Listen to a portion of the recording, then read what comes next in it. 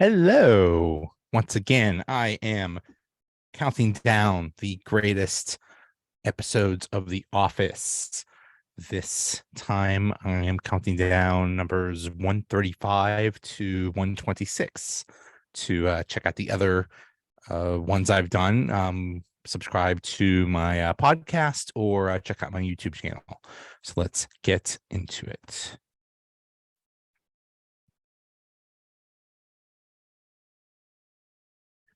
Number 135, season 6, episode 19, St. Patrick's Day. It's St. Patrick's Day, and the CEO forces the office to work late because she won't leave. In addition, Michael unsuccessfully tries to suck up to his new boss. Andy's and Aaron's first date is delayed because Aaron is sick. The cold open wasn't that great. It was just saying how that it's basically St. Patrick's Day. But Michael has this great quote where he says, "It is St. Patrick's Day, and here in Scranton, that is a huge deal. It's the closest that the Irish will ever get to Christmas." I love that line.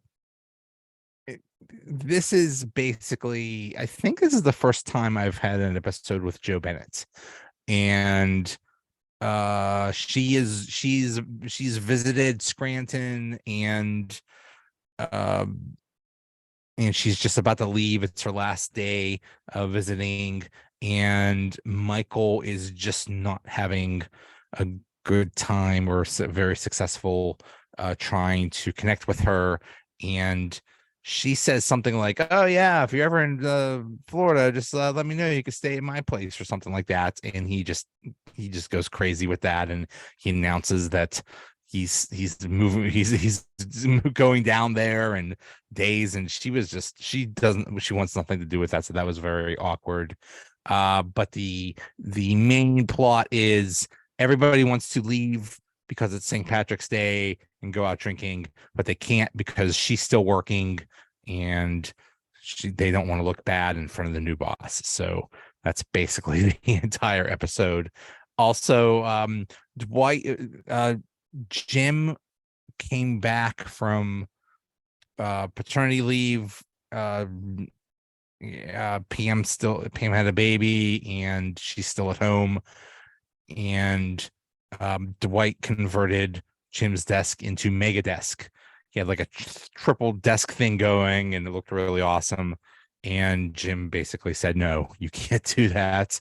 But Dwight tries to get him to go back or something like that by uh, making him Mrs. Baby or something like that. I'm not sure what happened there. At the end, Jim um, Jim completes quad desk or something like that, which is like one desk stacked on two desks, and he used a ladder to sit up, and it was really silly. Also, Aaron and Andy were having a first date, but Aaron is sick, so she had to go home. So Andy goes to where Aaron lives, but Aaron lives with her foster brother, who is kind of creepy. That was weird. Um, Everything about Andy and Aaron, that was just really odd and creepy. And that's it. They stay until like 8:30, and then eventually they go get drunk. And that's basically the episode. Number 134, season 7, episode 9, Woof.com. Some coworkers who invested in Ryan's internet venture want him to sell, but Michael refuses to go along. Jim loses his motivation to work when he reaches his commission cap. Dwight creates a hay festival in the parking lot. The cold open was they briefly lost power because Michael plugged too many things in or some stupid thing like that. But when the power comes back on, they are locked out of the server. So they need to know the password. They don't know the password. And they were guessing what IT guy used it or put it in or whatever. And they guessed that the IT guy had a password that Michael thought was funny, but Pam hated. So they tried to guess all kinds of things. Someone said, "How about big boobs?" And Pam's like, "Well, you're even typing that?" And someone said, "Try big boobs with a Z," and that was the password. So Terrible password, by the way. You want numbers and letters and more characters and capital letters and stuff. And yeah, big boobs, not a good password. That's a good IT tip. Um, so basically, the entire episode is Ryan's company, and he gets a buyout offer from Washington University Public Health Fund, which they don't realize is they just want it for the initials. They just want the domain. And the entire is testing Ryan's and Michael's relationship because Michael is the main investor. And basically Michael has been in love with Ryan for the past 7 seasons. So Ryan takes advantage of that, but everybody's going to lose their money if this keeps going on. So they keep begging Michael, and Michael eventually says, listen, you have 9 days, you have to figure this out. And Ryan at the end eventually decides to sell, but that was basically a test of their friendship. The thing with Dwight created a giant hay centered theme park called Hay Place, and the only reason he did it was so that he could be named Hay King, because at the end of, and when he was a kid, he never got named Hay King, whatever. There's also a story at the time where Dwight and Angela had a contract to have sex, but he basically ignores her for this hay thing, and Angela happens to meet the senator who is there for the hay thing, and he has a son, which we never see again. There are certain things that the Office is so good at in terms of continuity, and then there's some things that they just totally screw up, like the senator's son thing. We never see him again. But this is the start of the relationship between Angela and the senator. Pam at one point goes to talk to Michael, and he's with a garbage can, and she says, "What are you doing?" He's like, "I'm saving the planet." And she said, "Michael, we don't recycle." And he said, "We don't recycle? Then why have I been separating the trash into whites and color?" Great line. Great line. The only other thing is Kevin goes into the hay maze and gets lost. No surprise there. Number 133, season 6, episode 15, Saber. Now that Dunder Mifflin has been bought out by Saber, the office has to acclimate to the new policies of the merger. Jim and Pam interview at a prestigious daycare, and Aaron and Andy try to come up with a new song for the merger. The cold open is they get a box. They get this giant box. They open it up, and it's full of printers and Saber equipment and stuff like that. So Michael just gives it out to everybody, and then they get a message that was actually for Gabe, and then, so they have to try to put it back into the box, and it's hard putting everything back into the box, but then they do, but then somebody loses their cell phone in the box, so they have to undo it. Also, a couple times Michael would say to Aaron, "Scissor me," and she would throw a pair of scissors at him. Now it was a rubber pair of scissors, but still, that was a really funny visual. And Michael kept saying, "I got a big box. How about you? I got a big box. How about you?" And Aaron starts saying that, and Oscar says, "I don't think you know what you're saying." Great thing. This is the first time we see Gabe. Whoopi. Actually, the first time we see Joe Bennett also, but she's over the she's remotely. But yeah, we meet Gabe, and he's not super weird yet. I hate Gabe. I hate him. Aaron and Andy try to create a song which is the Saber, which is a parody of the song "Party in the USA," but they thought the name of the company was Sabre. So when they learned it was Saber, that kind of like ruined the whole song. They were Gabe was telling them all their policies, how they're not allowed to have paper cups, and there's a whole bunch of things changed. And every time Gabe announced a change, you'd see Michael saying, "Nope, don't like that." That's one of those famous quotes, famous memes you see from this. Jim and Pam go to this daycare that's supposed to be wonderful, and they're looking around, and he opens a door, and it's the guy taking a poop, but it's in a little kid potty. And then it got super awkward, and the guy told him, it was just, the guy hated him, and they eventually say, "Is it because I walked in on you?" It's like, and he's like, "Well, why did you use that potty?" He's like, "Well, what do you want? It's a kid's daycare. You think they're going to have a regular bathroom?" Like, and that was really weird. But basically, Michael tells Gabe, "Hey, I hate these changes, and I'm not going with them." And he tells that to Joe Bennett, and Joe Bennett says, "Well, you let me know by the end of the day whether you want to stick around or not, or if you want to be with this company." And I don't know if Michael got the hint, like, "Hey, if you don't go along with this, you're fired." They're all in the conference room, and they play a video with an introduction by the actor Christian Slater about how wonderful Saber is. And he says something about you'll be able to eat a rainbow or something like that. And so when Joe Bennett is talking to Michael and telling him that, "Hey, you got to go along with this," Michael says, "Can I talk to Christian Slater? Is he there?" I think he would understand better what's going on. Michael goes to David Wallace's house and to try to ask for advice or to get him to fix it. I don't know what the heck the point of that was, but David Wallace is a big mess right now. It looks like he doesn't have a job. And he's just hanging out with this kid who's playing the drums, and he's thinking of this idea of a company called Suck It, where it's a vacuum that picks up kids' toys. It's actually not a bad idea, but and we learn eventually Suck It gets it bought out by the government, and it's a huge success, and he becomes a millionaire. But at this time, Michael just thinks he's a pathetic loser. So he comes back to the office and says, "Hey, I'm on board." The kid playing David Wallace's kid was actually Greg Daniels' kid. FYI.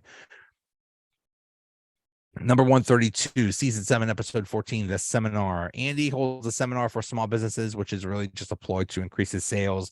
He's forced to scramble after Jim White and Phyllis back out as speakers. Aaron competes against Gabe in a Scrabble phone game, and Pam and Oscar help her. And yeah, the cold open was Michael getting onto an elevator, and who's coming out of the elevator? Ricky Gervais is David Brent. Really, really great. Of course, they hit it off. They trade Asian impressions of their horribly offensive Asian characters. They talk about how it's not really offensive or whatever. So anyway, they hit it off. So that was really cute. Really, really, really cute. But the whole episode was basically Andy having this seminar, trying to get new customers, and he brings in a bunch of small businesses, and they look like losers, but they're actually, some of them are actually good clients. They look like losers, so Dwight, Stanley, and Phyllis just don't even want to be associated with this. And so Kevin brings in, Andy brings in Kevin to talk, and Creed, and he wants Ryan, but Ryan chickens out, so Kelly does it. She's the business bitch. And Kevin comes in, and he's when Andy introduces Kevin comes in with a he plays a song, Crazy Train, and he has this huge entrance where he's running around and he's getting all psyched up, he ran around so much that he got super tired. He couldn't talk and he threw up. But I could totally relate to this. I could totally relate to, if you're a wrestling fan and you see an entrance where the music is playing and the wrestler comes down and everybody's all fired up. You think you could do that? Well, you can't. So this is very, very relatable. Michael and Holly pretend to be a Greek couple to be plants in this thing, and Holly just broke up with her boyfriend in the previous episode, so she's a little down, but Michael tries to cheer her up, and he's still obviously in love with her, but she's just recovering from being broken up, so she doesn't really want to be with him yet. Creed comes in and he says, 2 eyes, 2 ears, a chin, a mouth, 10 fingers, 2 nipples, a butt, 2 kneecaps, a penis. I've just described to you the Loch Ness Monster. And the reward for its capture, all the riches in Scotland. What the heck is that's a very Creed thing to do. And then Jim sees an old classmate from when they were kids, and he told them they were put in different reading groups or something like that, and the mother said that Jim should only play with his people in his reading group, the smarter reading group. So he told this kid, I can't play with you because you're too dumb.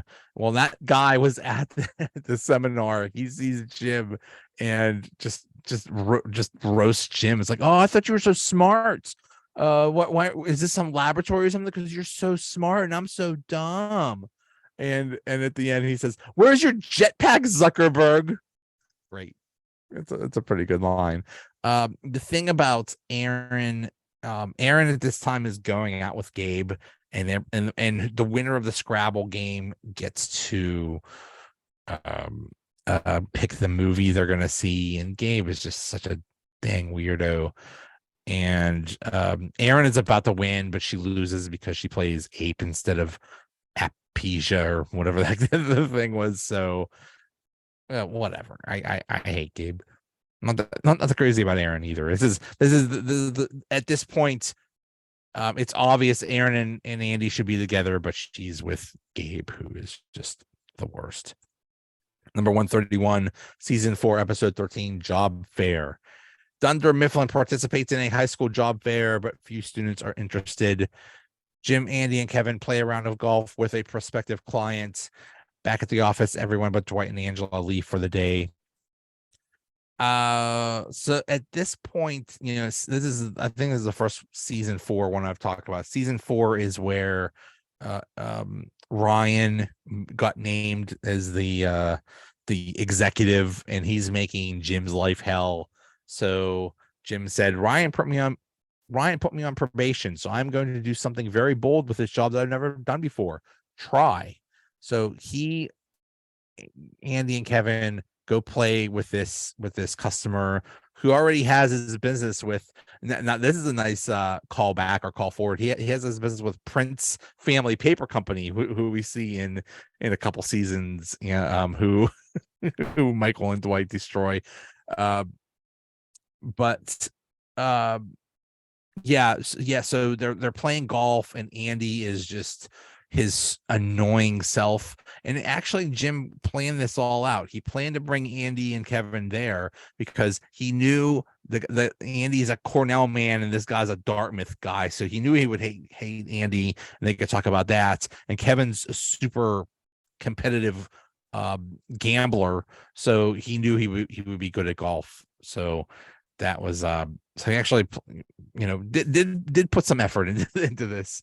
At the end, basically Jim just wears him down and says, I won't take no for an answer, and he eventually does get the business. So he is successful. At the job fair, it's a disaster. This is Michael being super annoying. He was really bad in this episode. He insists they only bring one piece of paper as their marketing thing, and it was Pam, Michael, Daryl, and Oscar at this job fair, and nobody is interested in them except for one kid who looks like a loser. And so Michael dismisses him, but then he realizes that's the only kid that was even slightly interested. So he begs him to come to be an intern there. And the kid says, like, you were mean to me. Screw you. So good for him. Pam, this is Pam's old high school, and she said, "Oh, this is where I faked PMS to get out of playing volleyball, and this is where I faked PMS to get out of this." And uh, it's a bit of a continuity error because in the company picnic episode, which is in season 5, I believe, or maybe at the end of season 4, we find out she's a volleyball whiz. I think that's not really continuity error. You know, things change. Maybe she hated volleyball one year and then got really good at it. You know, lots of things change in high school. Basically, Dwight is in charge of the office, and nobody respects him or wants to or listens to him, so they all just leave, and it's just Dwight and Angela being left alone. And Dwight even calls Michael, and Michael's like, "Well, who cares? Yeah, I'm not there. I don't care if they're there or they're not," which is really dumb, really dumb way to run an office. But at the end of the episode, Pam goes to a guy and says, you know, what do I need to work at a graphic design company? And he says, "Oh, you need Photoshop and this and this and this and this, all these things." Well, she's like, "I don't know how to do any of those things." He said, "Well, you need to go to a good graphics school in Philadelphia or New York." So that starts Pam going to graphics school. Number 130, season 7, episode 5, The Sting. After Jim, Dwight, and Michael lose a client to a rival salesman from an even smaller company, Danny Cordray, they organize a fake sale to observe him and figure out his technique. And Andy forms a band with Daryl and Kevin. The cold open was really dumb. Oscar got this bike like Lance Armstrong, and Michael didn't know how to ride a bike or something like that and was learning and kept crashing. Like, who cares? But the main thing is this Danny Cordray, who is played by Timothy Oliphant, I think his name is. He back in, I guess, season, I don't know what year that would have been. He dated Pam a couple times and it didn't work out, so that was kind of awkward. Jim was teasing him about that, and and she said, you know, I have a kid with you, right? And he's like, "Oh, whatever." That was cute. But Dwight, not surprisingly, has a closet with a bunch of secret cameras because Dwight, and they arrange this sting where Meredith is a business owner of a fake business, and Cordray is trying to get him the business, get her paper business, and she is basically just throwing herself at him. She's just basically totally hitting on him, and they're seeing this and they're trying to stop it. And they bring in Oscar, and she's like, "Oh, that's the cleaning guy, the Mexican cleaning guy that can't talk." So he says nothing, and then Ryan comes in, that doesn't work either. Eventually Michael Scott comes in and says, "Hey, this isn't really a company. We're just trying to see what how you're so good at being at sales." And he is totally creeped out, which he should be. But Michael offers him a job, and now he has a job. Now he works for them as a traveling salesman. I mean, he is a good looking dude, so they were right to fawn over him. Andy formed a band with Daryl and Kevin. That was cute. That was, yeah, not much there. That's just they formed a band. Number 129, season 1, episode 6, Hot Girl. Jan calls Michael and tells him Dunder Mifflin will be offering an incentive prize to the best salesperson. A purse vendor sets up in the conference room, and it's Amy Adams. Well, and somebody, Katie, played by Amy Adams, and Basically every guy takes turns hitting on Katie. This was season 1 was only 6 episodes, and this was the last episode of season 1. So I wouldn't call it a season 1 finale because it was just, I think they were just testing it out to see if it would actually be continued, if they would actually pick it up. So it was just the last episode of season 1, basically. Yeah, everybody falls in love with with Katie. And eventually Michael is super, super annoying, and just I hated season 1 Michael. Well, I guess we were supposed to, but they haven't figured out what to do with him yet. And he was just basically, talking to her like the whole time, trying to get with her, and she wanted nothing to do with it. But eventually Jim gets to date her, and you could tell that Jim and Pam, like, the seeds are there for Jim and Pam to be, all about each other, and really into each other. Dwight has a great line. He says, the Purse girl hits everything on my checklist: creamy skin, straight teeth, curly hair, amazing breasts. Not for me, for my children. The Schrutes produce very thirsty babies. That's very typical of Dwight. Not a whole lot with this episode. Roy asks Jim, what do you think of her? And she says, oh, she's okay. And Roy says, what are you, gay or something? And they said, well, what woman are you into? And Jim says, moms. I'm into soccer moms and NASCAR moms. And Kevin says, stay away from my mom. And Jim says, too late, Kevin. Typical. Okay, your mom joke. Yeah, not a whole lot here. Just pretty silly. Number 128, season 6, episode 25, The Chump. Michael reveals that he is still seeing Donna after learning that she's married in the previous episode. He tries to rationalize it and plays himself up as a good guy, but the staff openly disapproves of his actions, particularly Andy, due to his previous experience. Jim and Pam are having trouble staying awake during at work because of the new baby, and Angela tries to make Dwight honor their pregnancy contract. The cold open was really good. Toby was putting up radon test kits, and it was obviously everything Toby does annoys Michael. And Michael said, if I had a gun with 2 bullets and I was in a room with Hitler, Bin Laden, and Toby, I would shoot Toby twice. And I don't know if somebody said, well, how about if you could you shoot all 3 of them at the same time? And everybody's trying to come up with how you could shoot all 3 of them with 1 bullet. But Dwight demonstrates that if you line them up and then you shoot them all through the neck, you could kill all 3 of them at the same time. It was really funny. He had Phyllis come. He was like, Phyllis, come up here. You're Hitler. That was really funny.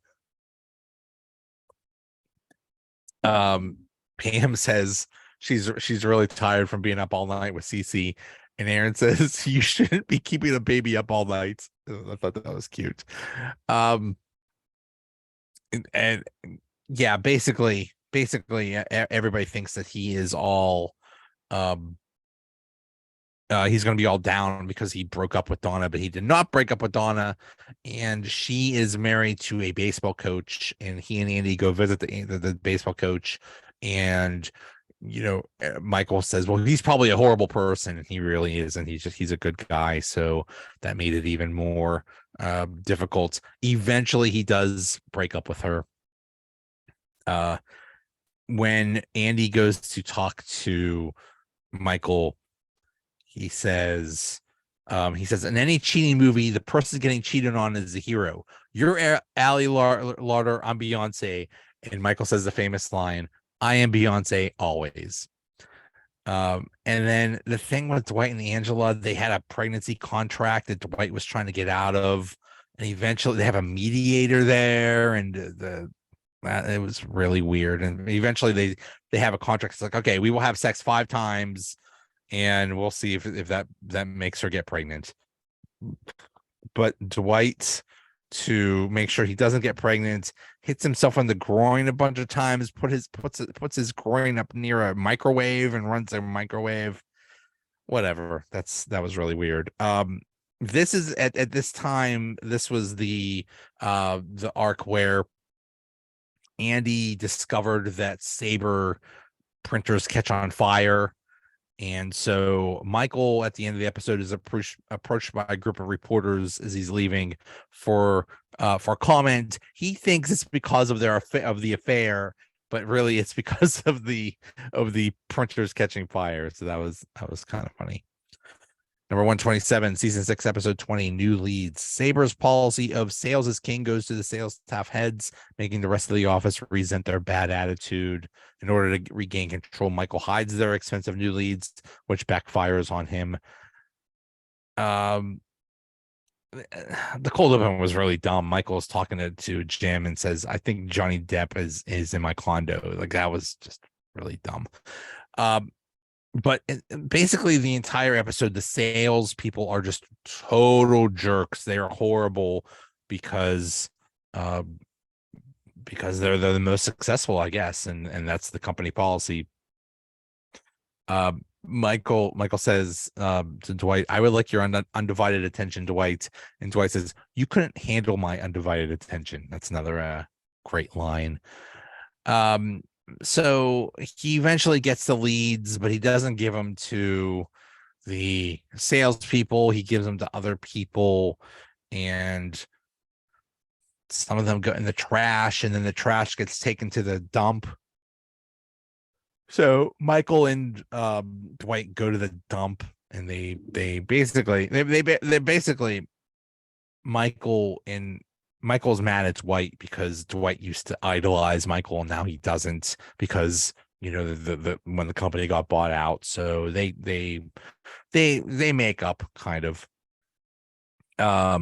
The sales staff agrees, Jim gets them to agree that their poor attitudes were causing a problem. So they make it up. They say, we'll give them pastries and then 2% of their commission. But when they figured out that they don't even that they're okay with just the pastries, then that was much better. So instead of getting a lot more money, they just got cookies. Okay. Yeah, that's basically it. This is, I mean, to me, this is silly because you mean you just have leads on pieces of paper?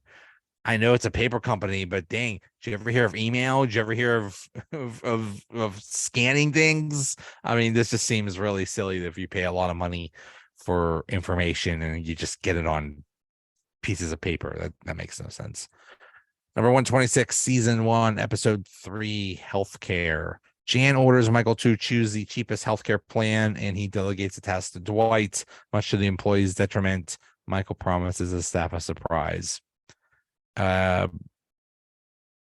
Basically, this is one of those season 1 episodes where Michael is basically season 1. Michael is just a horrible person, and they like I said before, they have not figured out how to make Michael funny and lovable. He is just a horrible person, and he ends up they don't, either they get no health insurance or terrible health insurance or something like that. I don't know, but he passes it off to Dwight, and Dwight is this is the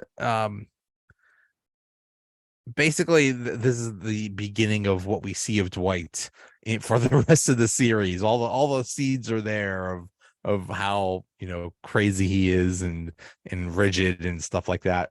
So he tells them all to list the medical conditions, and if you give them the medical condition, they'll get it covered or something like that, which is just the silliest thing.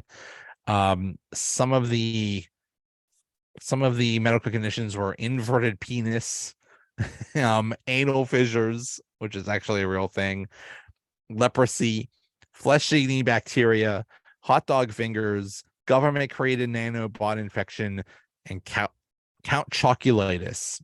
Um, the hot dog fingers makes me laugh because if you've seen the movie Everything Everywhere All at Once, there is a part in that movie where everybody does actually have hot dog fingers. So that's silly. Apparently Rainn Wilson improvised a lot of those things, which is so people were genuinely laughing at that. That was funny. But Dwight gets mad that people are making up health conditions. So he's in the conference room and he's trying to get Jim to admit that that he made up these things, and Jim won't. So he takes the keys, he logs Dwight inside, and then and then Jim's talking to Pam while Dwight is locked in the conference room. It's like, okay, whatever. At the end, they all want to confront Michael, and Michael just gives them an awkward stare, which is really dumb. Just really silly. So all right. That is 135 to 126. So still got a lot of these to go. Thanks for watching and listening, and I will talk to you later. Bye.